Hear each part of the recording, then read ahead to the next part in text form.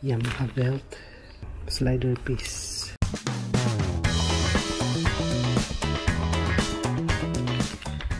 Yamaha belt, Mio i125. Ayan, genuine Yamaha for only 500 pesos.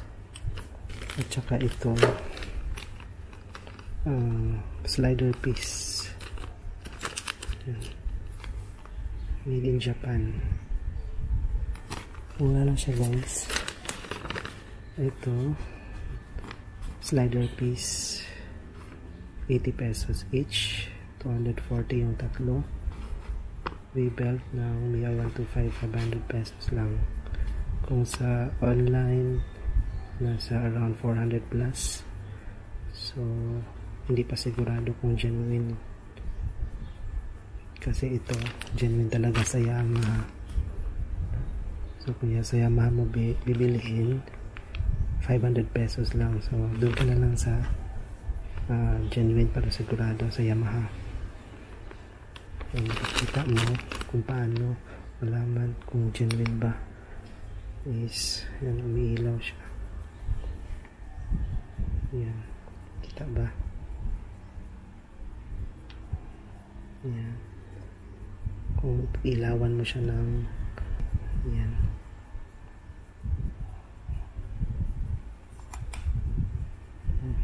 ito lang umiilaw sa parang sa karton niya. Pero dito sa likod yung sticker niya hindi siya umiilaw. Yan, hindi nagre-reflect.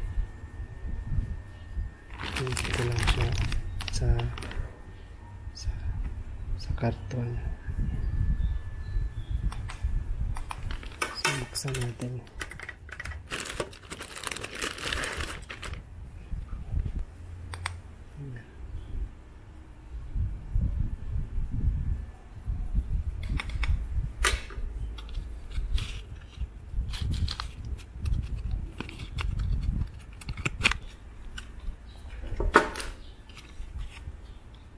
Made in Indonesia.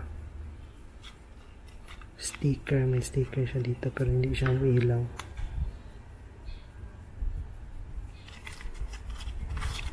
Pero yung karton niya parang may reflection ng mga maliliit na white.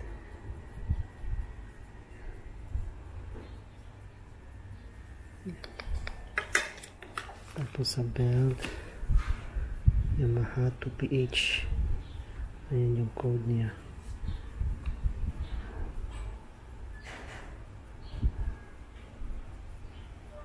May mga number siya na kulay red. Ayan. Tapos dito wala na. Ayan. Ayan. Tapos dito may thread siya.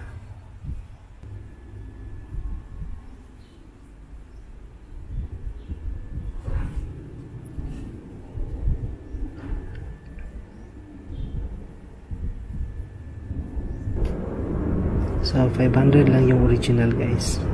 Mas okay kung sa Yamaha mo bibilhin. Halos same lang naman ang presyo. Sigurado pa original. Tapos ito Yamaha made in Japan. Yung nakalagay siya dito, slider piece. Sa likod lang nakasulat.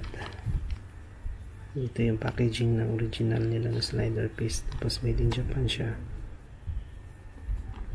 Kasi yung nakikita ko sa online, nilalagyan nila ng ganitong supot. Tapos may sticker, nalagyan ng genuine. Yan. Tapos yung mga sticker kasi hindi siya umiilaw, hindi mo malalaman kung genuine ba siya o hindi. So support niya ganito. Buksan natin itong slider piece.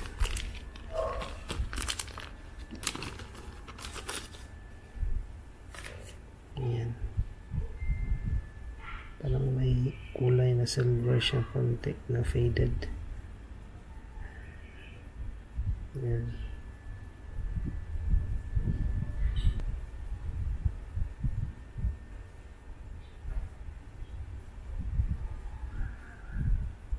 Tapos may border siya.